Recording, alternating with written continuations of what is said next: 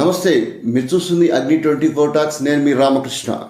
ఈ వీడియో నచ్చితే లైక్ చేయండి, షేర్ చేయండి, సబ్స్క్రైబ్ చేయండి, మా ఛానల్కి సపోర్ట్ చేయండి.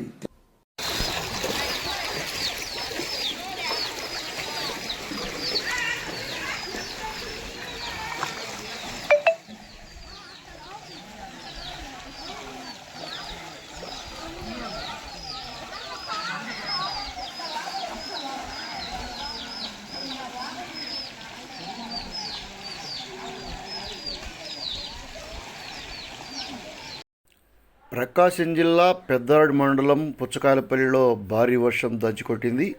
శుక్రవారం ఉదయం కురిసిన భారీ వర్షంతో గ్రామం మొత్తం కూడా నీట మునిగిపోయింది. ఇప్పుడు మనం చూస్తుంది పుచ్చకాయలపల్లి గ్రామంలోని ప్రధాన వీధులు. ఈ వీధులు మొత్తం కూడా జలమయమై నదిని తలపించే విధంగా ప్రవహిస్తుండడం గమనించాల్సిన విషయము. దాదాపు దశాబ్దాల కాలంగా ఈ గ్రామంలో ఇంత పెద్ద వర్షం కురిసిన దాఖలాలు లేవు.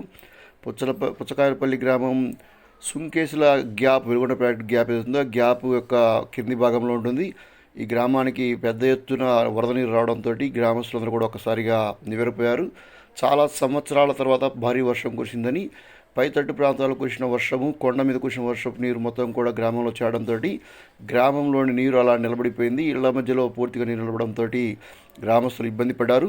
అదేవిధంగా పాత భవనాలు ఎప్పుడు కూలుతాయని చెప్పేసి భయాందోళనతో గ్రామస్తులు అక్కడ చూస్తున్న పరిస్థితి ఉంది. నీరు ఎటుపక్క చూసినా, ఏ వీధిలో చూసినా నీరు మోకాళ్ళ లోతు వరకు రావడము, కొన్ని ప్రాంతాల్లో జలమయం కావడంతో ఇక్కడ గ్రామస్తులందరూ కూడా ఒకసారిగా గ్రామంలో ఏం జరుగుతుందంటూ ఆశ్చర్యపోయారు. ఇంకా ఇక్కడ మురుగు నీరు, అదేవిధంగా అయితే నీరు బయటికి పోకుండా ఉండడంతో కొంత ఇబ్బంది కూడా ఉండే పరిస్థితి ఉంది. వర్షము అదేవిధంగా శుక్రవారం మొత్తం కురిస్తే ఇంకా ఇబ్బందికరమైన పరిస్థితి అని, అయితే నీరు బయటికి పోవడానికి కనీసం 5-6 గంటల సమయం తెరపు ఉండాల్సిన అవసరం ఉందని గ్రామస్తులు చెప్తున్నారు. ఇప్పటి వరకు అయితే ఇక్కడ వర్షం పడుతూనే ఉంది. కొంచెం గ్యాపే కానీ అక్కడ చిన్నపిల్లలందరూ కూడా నీటిలో ఆడుకుంటూ వారు అంతా చాలా రోజుల తర్వాత నీరు గ్రామంలో ఎంత పెద్ద ఎత్తులో వచ్చిందని చెప్పుకుంటూ తిరుగుతున్నారు.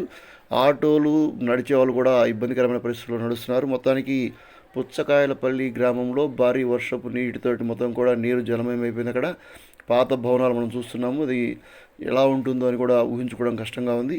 మొత్తం మీద ఈ గ్రామంలో కురిసిన భారీ వర్షంతో ఒకసారిగా నీరు వచ్చేయడంతో గ్రామస్తులు ఒక పక్క ఆందోళన వ్యక్తం చేస్తున్నారు. మరి అధికారులు దానిపైన ఎలాంటి స్పందిస్తున్నారో వేచి చూద్దాము. థ్యాంక్ యూ ఫర్ వాచింగ్ అగ్ని 24 టాక్స్.